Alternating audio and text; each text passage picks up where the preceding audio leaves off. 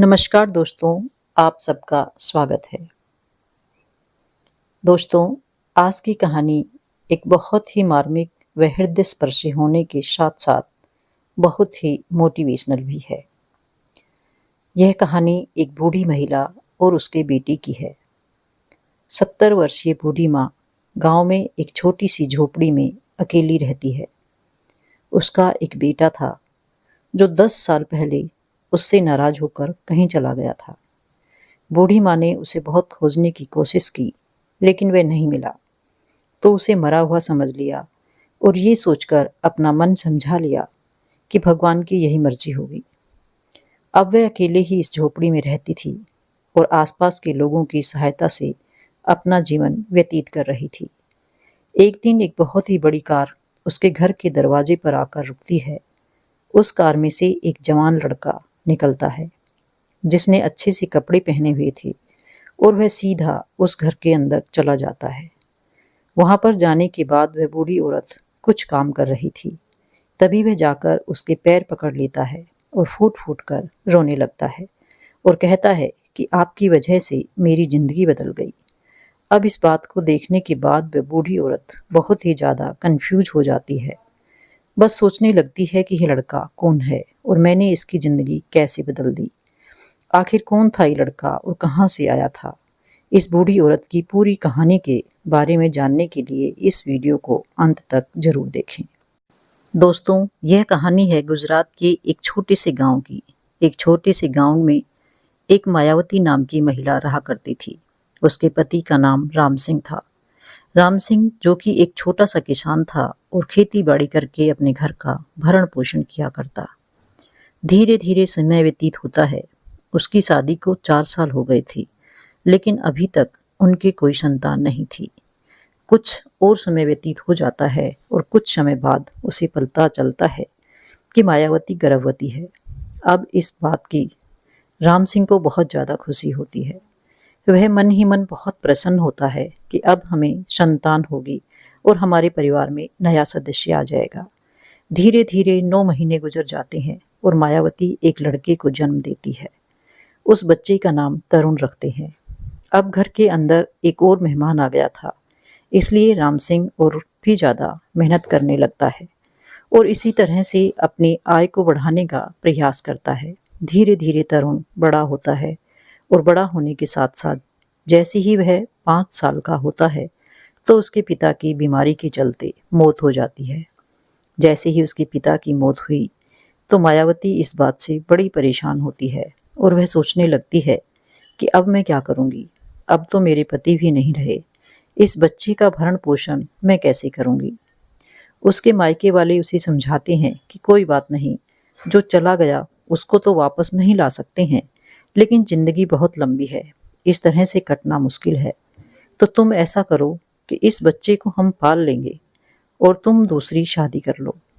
अब इस बात को सुनने के बाद मायावती को बहुत बुरा लगता है। वह कहती है कि यह मेरे पति की आखिरी निशानी है और इसी के साथ मैं अपनी जिंदगी काट लूंगी, लेकिन मैं दूसरी शादी नहीं कर सकती। उसके बाद मायावती जी अपने बेटे को पाल पोस कर बड़ा करने की ठान लेती है और वहीं पर रहकर बच्चे की देखभाल करती रहती है और खुद अपने जो थोड़े बहुत खेत थे उनको संभालती है और गाय भैंस पालकर अपने बच्चे का भरण पोषण कर रही थी। धीरे धीरे समय व्यतीत होता है। वह लड़का भी धीरे धीरे बड़ा होने लगता है। माँ पूरा दिन काम में व्यस्त रहती थी, लेकिन वह अपनी माँ की एक बात नहीं सुना करता था। माँ जैसा भी करती वह चुपचाप बैठ जाया करता और वही करता जो उसके मन में आया करता था। लेकिन वह बच्चा पढ़ाई में बहुत तेज था। वह हर चीज को बड़ी ही आसानी से सीख लेता था। धीरे धीरे वह 10वीं कक्षा पास कर लेता है। उसकी माँ की उससे बड़ी उम्मीदें बन जाती हैं। उन्हें लगता है कि मेरा बेटा बड़ा होकर जरूर मेरा सहारा बनेगा और मेरा नाम रोशन करेगा। लेकिन कहते हैं ना कि कई बार अपनी ही नजर लग जाती है। लड़का 16 साल का हो गया था और जैसे ही वह 16 साल का होता है अपने दोस्तों में ज्यादा घूमने लगता है। इस बात के लिए माँ उसे बार बार डांटा करती थी। कहा करती थी कि बेटा, ऐसे दोस्तों में नहीं घूमा करते, तेरे पिता नहीं हैं लोग क्या कहेंगे? लोग कहेंगे कि इसकी माँ ने इसे संभाला नहीं और यह बिगड़ गया है। लेकिन उसका बेटा अपनी माँ की किसी भी बात पर कोई गौर नहीं करता। तभी एक दिन वह अपने दोस्तों के साथ गया हुआ था और 16 साल की उम्र में वह दोस्तों के साथ शराब पीकर वापस घर आता है। जैसे ही वह घर आया और माँ को इस बात के बारे में पता चला, तो माँ ने उसे बहुत जोर से पीटा। पीटने के बाद वह ये कहने लगी कि तेरे जैसा बच्चा होने से तो अच्छा है कि मुझे बच्चा होता ही नहीं। कम से कम मुझे आज यह दिन तो नहीं देखना पड़ता। उस रात उसकी माँ ने उसकी अच्छे से पिटाई कर दी, क्योंकि उसने गलती ही ऐसी की थी।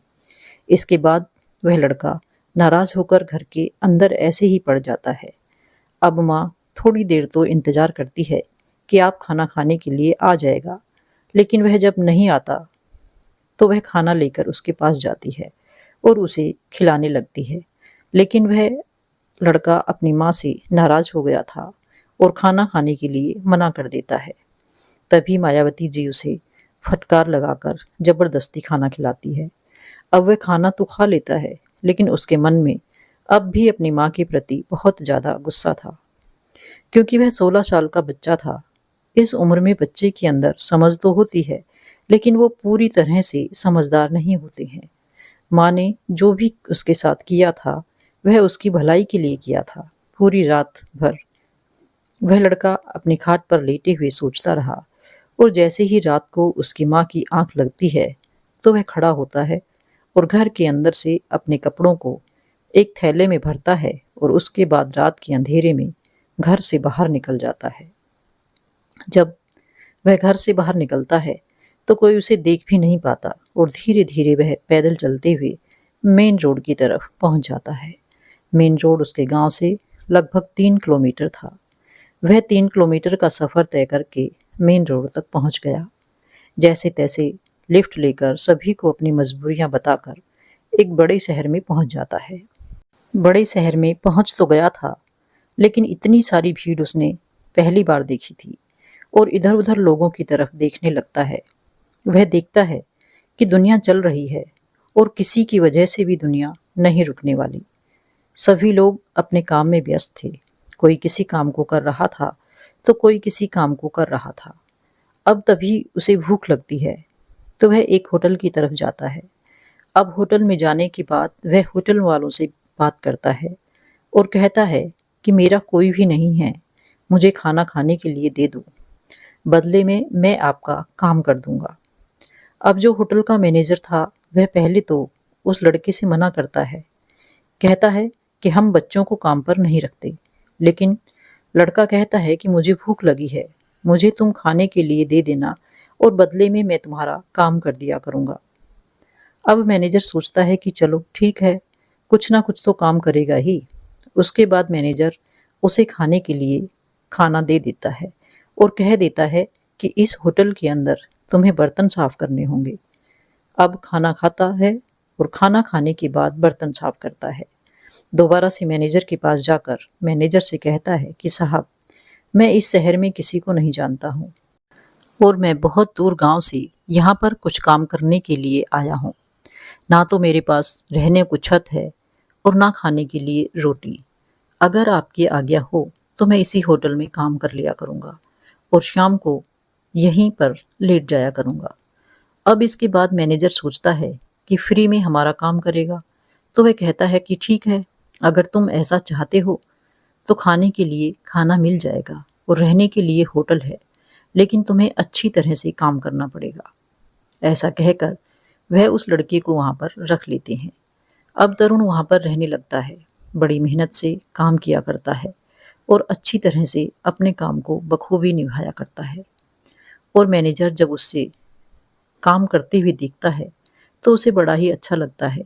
वह सोचता है कि यह तो बहुत मेहनत करता है। उससे वह कुछ और काम भी करवा लिया करता था, जैसे कि सब्जियां काटना या फिर बाजार से कुछ सामान लेकर आना और लोगों को खाना परोसना। दिन भर वह होटल का काम करता है और शाम को उसी होटल में सोया करता है। बदले में उसे खाना मिला करता है और रहने के लिए होटल मिल गया था। अब वह देखता है कि वहाँ होटल में जो पढ़े लिखे लोग हैं, वो बहुत अच्छे से बात करते हैं और इज्जत से काम करते हैं। उनका बात करने का तरीका, उनकी लाइफस्टाइल देखकर वो मन ही मन सोचता है कि मैं भी चाहूँ तो इनकी तरह बन सकता हूँ, और वो ठान लेता है कि मुझे भी आगे पढ़ाई करनी है, और अपने काम के साथ साथ अपनी पढ़ाई जारी रखता है। रात को सारा काम निपटाने के बाद वह कुछ समय पढ़ने के लिए निकाल लिया करता था। इसी तरह से उसके दिन व्यतीत होते रहते हैं, और धीरे धीरे समय के साथ वह लड़का बड़ा होने लगता है। होटल पर काम करते हुए उसे 2 साल हो गए थे, तो आप उसकी उम्र 18 साल की हो गई थी, और उसने अब तक अपनी 12वीं कक्षा की परीक्षा भी पास कर ली थी। तभी एक दिन मैनेजर को किसी काम से जाना पड़ता है, तो वह उस लड़के से कहता है कि बेटा, तू ऐसा करना, इस होटल का ध्यान रखना, और कोई भी कस्टमर आए तो उसे अच्छी तरह से संतुष्ट करना। इसके बाद तरुण कहता है कि ठीक है बाबूजी, आप बेशक से बेफिक्र होकर चले जाओ। 2 साल के अंदर होटल के सभी कामों को सीख लिया था। उसे पता था कि ग्राहकों को किस तरह से हैंडल करना है और किस तरह से उनके साथ व्यवहार करना है। वह मैनेजर छुट्टी पर चला जाता है, और इतने दिनों तक वह लड़का तरुण उस होटल को अच्छी तरह से मैनेज करता है और ग्राहकों को अच्छी तरह से संतुष्ट करता है। अब 2 दिन बाद जब मैनेजर आता है, तो वह देखता है कि उसने अच्छी तरह से मेहनत की है, और जो वर्कर थे वह उसे बताते हैं कि यह बहुत ही अच्छी तरह से काम करता है और कोई भी दिक्कत नहीं की है। अब इस बात को देखकर मैनेजर बड़ा ही खुश होता है। वह सोचता है कि यह तो अच्छा हो गया है। अब इसके बाद जो मैनेजर है वह बार बार छुट्टी पर जाया करता है, और पीछे से तरुण को उस होटल की देखभाल करने के लिए छोड़ जाया करता था।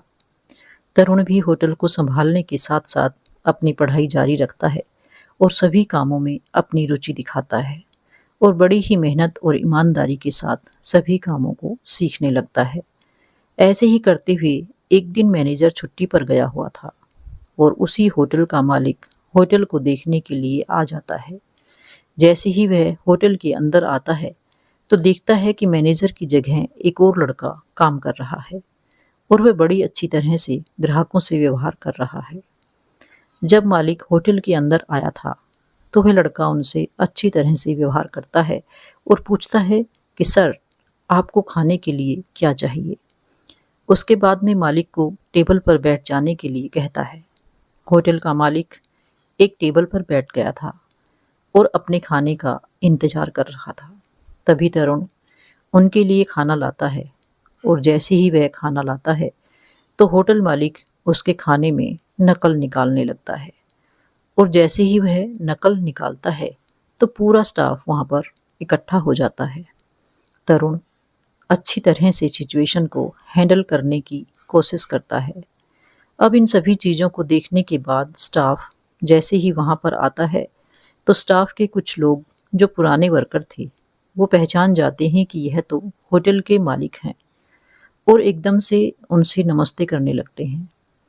जैसे ही वह उनसे नमस्ते करते हैं, तो तरुण इस बात को देखकर थोड़ा सा हैरान होता है, और उस व्यक्ति से पूछता है कि यह कौन है।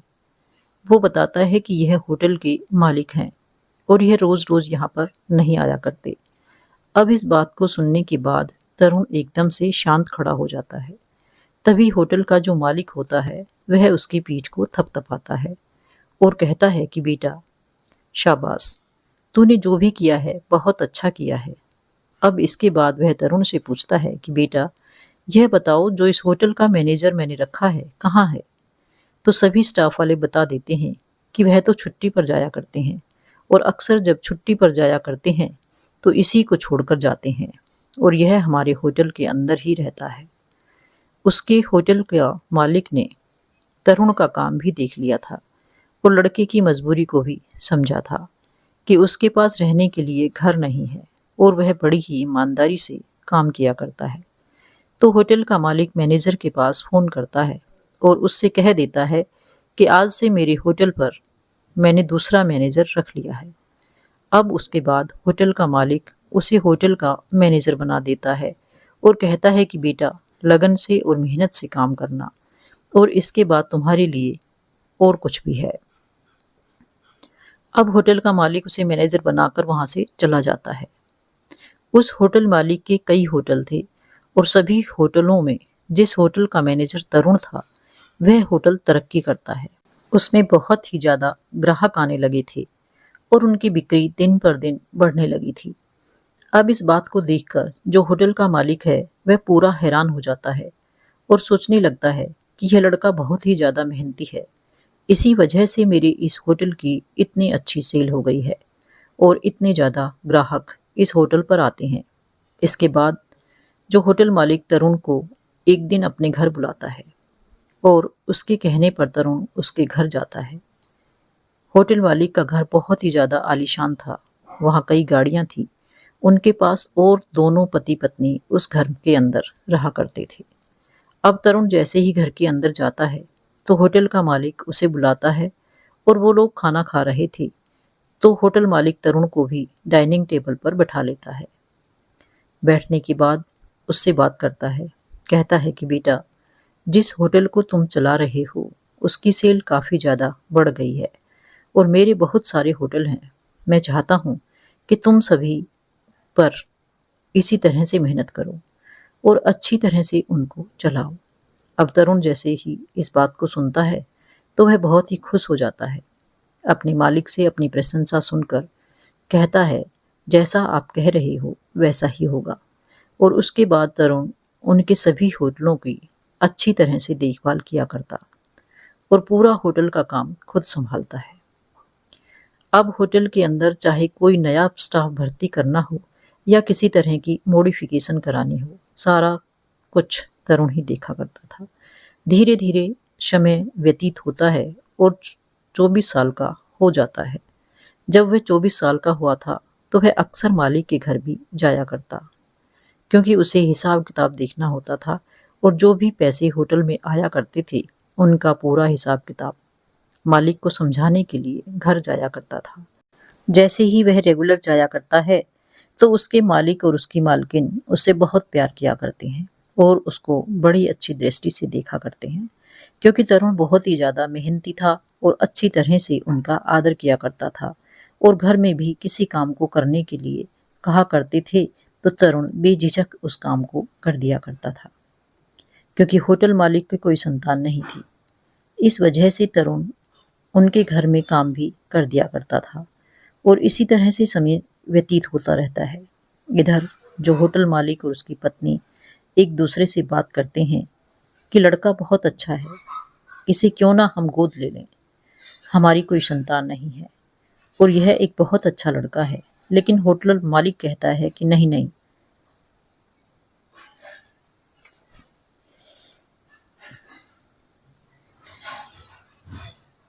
अभी टाइम नहीं आया है, जब टाइम आएगा मैं इसे अडॉप्ट कर लूँगा। उसके बाद धीरे धीरे ऐसे ही कुछ और समय बीत जाता है। उसके बाद होटल मालिक की पत्नी की मौत हो जाती है। अब जैसे ही होटल मालिक की पत्नी की मौत होती है तो जो होटल मालिक होता है वह इस बात से बहुत ज़्यादा टूट जाता है और इसी गम के कारण अब वह अक्सर बीमार रहने लगता है और तरुण से कहा करता है कि बेटा, अब तो ऐसा करना, होटल में मत रहा कर, अब तू मेरे घर पर आ जाया कर कि मैं अकेला रहता हूँ, मेरी कोई संतान तो है नहीं और तू मेरे पास रहेगा तो मुझे थोड़ा सा अच्छा लगेगा। इस बात को सुनने के बाद तरुण भी होटल मालिक की बात से एग्री करता है और वहीं पर उसके घर में रहा करता है। सुबह सुबह वह अपने काम पर चला जाता और दिन भर पूरे होटल को अच्छी तरह से देखभाल किया करता और शाम को वापस होटल मालिक के पास आ जाया करता।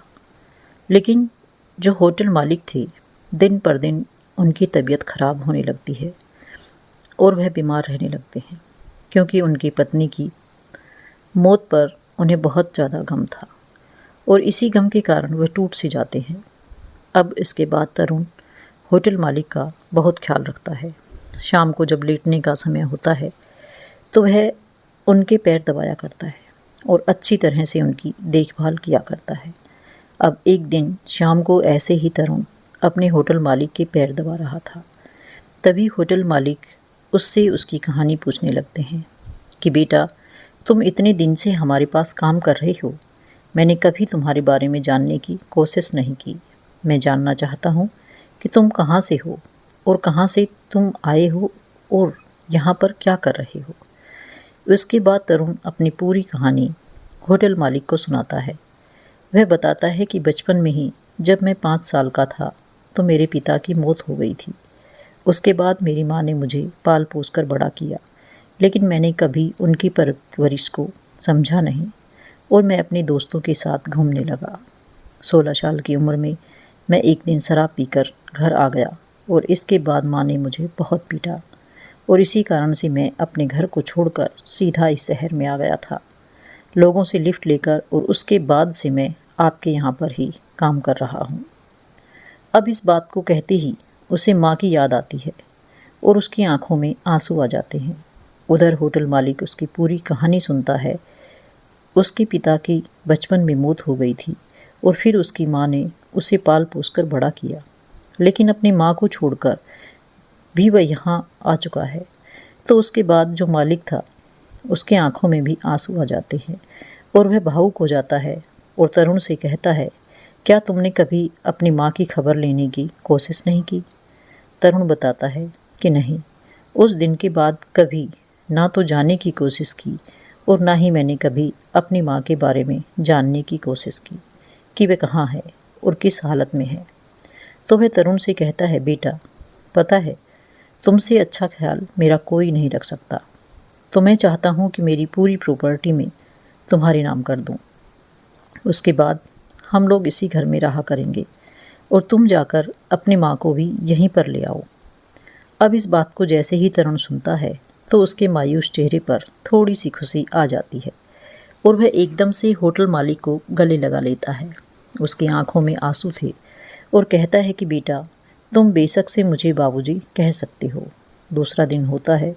दूसरे दिन सुबह सुबह जो होटल मालिक है वह तरुण को अपने साथ लेकर तहसील में जाते हैं और वहाँ पर जाकर अपनी पूरी प्रॉपर्टी तरुण के नाम कर देते हैं। और उसके बाद घर आते ही होटल मालिक तरुण से कहता है कि बेटा, इनमें से कोई भी गाड़ी ले जाओ और अपनी माँ को अपने साथ यहाँ पर ले आओ। उसके बाद तरुण अच्छे से तैयार हो जाता है और एक गाड़ी को लेकर अपने साथ ड्राइवर लेता है और सीधा अपने गांव की तरफ निकल जाता है। 8-10 घंटे का सफ़र तय करके वह अपने पुराने गांव में पहुंच जाता है। वहां जाकर जैसे ही वह अपने घर के सामने खड़ा होता है तो उसे बचपन की बातें याद करता है। कैसे उसकी माँ उसे पीटा करती थी, कभी प्यार किया करती थी, और इन बातों को सोचने के बाद उसकी आंखों से आंसू निकलने लगते हैं। जैसे ही वह गाड़ी से निकलता है, लोग देखते हैं कि इतनी बड़ी गाड़ी में ये कौन आया है, इतने अच्छे कपड़े पहने हुए है, इतने अच्छे सूट बूट हैं और इतनी बड़ी गाड़ी। उसके बाद वह लड़का सीधा अपने घर में पहुंच जाता है। घर की हालत बहुत टूटी फूटी थी। छोटा सा एक कमरा बना हुआ था और उस कमरे की दीवारों की ईंटें बाहर निकली हुई थी। घर बहुत ही दयनीय स्थिति में था। उसके बाद वह घर के अंदर जाता है तो अंदर देखता है कि उसकी माँ मायावती कुछ काम कर रही है। वह जाकर एकदम से अपनी माँ के पैर पकड़ लेता है और कहता है कि अगर आपने मेरे साथ ऐसा काम नहीं किया होता तो मैं आज इस मुकाम तक नहीं पहुँच पाता। इस बात को सुनने के बाद मायावती एकदम से हैरान हो जाती है कि यह लड़का कौन है, इतने अच्छे कपड़े हैं इसके और यह मेरे पैरों को क्यों पकड़ रहा है। क्योंकि मायावती आज तक दूसरों के रहमो करम पर जिंदा थी। पड़ोसी खाना खाने के लिए दे दिया करते थे, उसी को खाकर वह अपना गुजारा किया करती थी। कभी कहीं काम मिल जाता तो कुछ पैसे कमाकर उनसे अपनी बीमारी का इलाज किया करती थी और इसी तरह से वह अपना जीवन व्यतीत कर रही थी। और कहती है कि बेटा तू कौन है। तभी वह एकदम से अपनी माँ के गले लग जाता है और कहता है कि माँ, मैं तुम्हारा तरुण हूँ जो 10 साल पहले यहाँ से चला गया था। अब जैसे ही वह तरुण का नाम सुनती है तो उसकी आंखों से आंसू बहने लगते हैं। जब तरुण यहाँ से गया था तो उसके बाद तरुण की माँ ने उसे बहुत ढूंढने की कोशिश की थी, लेकिन 3-4 साल तक नहीं ढूंढ पाई थी। तो हार थक कर उसने उसे ढूंढना बंद कर दिया था। उसने अपने बेटे को मरा हुआ समझ लिया था और सोच लिया था कि अब यह ज़िंदगी में दोबारा कभी नहीं लौटेगा। लेकिन जैसे ही आज वह 10 साल बाद अपने बेटे को देखती है तो एकदम से बहुत ही ज़्यादा भावुक हो जाती है और फूट फूट कर रोने लगती है और अपने बेटे को एकदम से कसकर गले लगा लेती है और कहती है, जिंदगी के 10 साल ऐसे ही बीत गए तुम्हारे विलाप में, और मेरी बहुत ही बुरी हालत है। जैसे ही वह लड़का उस घर के अंदर गया था, गांव के अड़ोस पड़ोस वाले लोग जो उस बूढ़ी महिला की मदद किया करते थे, वह भी उस घर के अंदर जमा हो जाते हैं। और जैसे ही उन लोगों को पता चलता है कि उसका वही बेटा जो 10 साल पहले उन्हें छोड़कर चला गया था, तो उन लोगों के चेहरे पर भी चमक आ जाती है और वह सोचने लगते हैं कि चलो बेचारी का बुढ़ापे का सहारा आ गया है। इसके बाद मायावती जी अपनी आंखों के आंसुओं को पोंछते हुए तरुण से पूछती है कि बेटा, तू कहाँ चला गया था और तू आज इतना बड़ा आदमी कैसे बन गया है। उसके बाद तरुण अपनी पूरी कहानी अपनी माँ को और गांव वालों को सुनाता है। जैसे ही उस कहानी को गांव वाले सुनते हैं तो उन सभी की आंखों में आंसू आ जाते हैं और उनके चेहरे पर एक अलग से चमक आ जाती है। और जैसे ही उसकी माँ भी उसकी बात को सुनती है तो उसकी आंखों में भी आंसू आ गए थे कि उसके बेटे को कौन कौन से दिन देखने पड़े थे। और इन दिनों को देखने के बाद आज मेरा बेटा बहुत ही ज़्यादा कामयाब हो गया है। इसके बाद तरुण अपनी माँ से कहता है कि माँ, अब चलो तुम मेरे साथ, तुम्हें किसी से मिलाना है। लेकिन उसकी माँ कहती है कि बेटा, मैं कहाँ जाऊँगी बुढ़ापे में, अब यहीं पर रहने दो, यह गांव ही मेरे लिए ठीक है। जब तू नहीं था तो इन्हीं लोगों ने मुझे सहारा दिया था और मैं नहीं चाहती इन्हें छोड़कर यहाँ से जाना। तो उसके बाद तरुण अपनी माँ से कहता है कि आपको मेरे मालिक से मिलना है, वो मालिक आपसे मिलना चाहते हैं। उन्होंने मुझसे साफ साफ कहा है कि अपनी माँ को अपने साथ लेकर आना। उसके बाद तरुण की माँ उसके साथ जाने के लिए तैयार हो जाती है। पूरे गांव वाले उस बूढ़ी महिला को वहाँ से विदा करते हैं, उसके बेटे की कार में बिठा देते हैं और तरुण अपनी माँ को लेकर अपने मालिक के पास पहुँच जाता है। वहाँ पर जैसे ही तरुण का मालिक उसकी माँ से मिलता है तो वह होटल मालिक उसके पैरों को छूता है और कहता है कि आप महान हो, जो आपने इतने अच्छे बेटे को जन्म दिया है। यह बहुत ही अच्छा और नेक इंसान है। अब आप भी इसके साथ यहीं हमारे साथ रहिए। दोनों माँ बेटी वहीं होटल मालिक के साथ रहने लगती हैं और कभी कभी आकर अपने गांव वालों से मिल लिया करती हैं। तो दोस्तों, ये थी आज की कहानी। आपको कैसी लगी कमेंट करके ज़रूर बताएं और यदि आप मेरे चैनल पर नए हैं तो इसे सब्सक्राइब भी ज़रूर कर लें। धन्यवाद।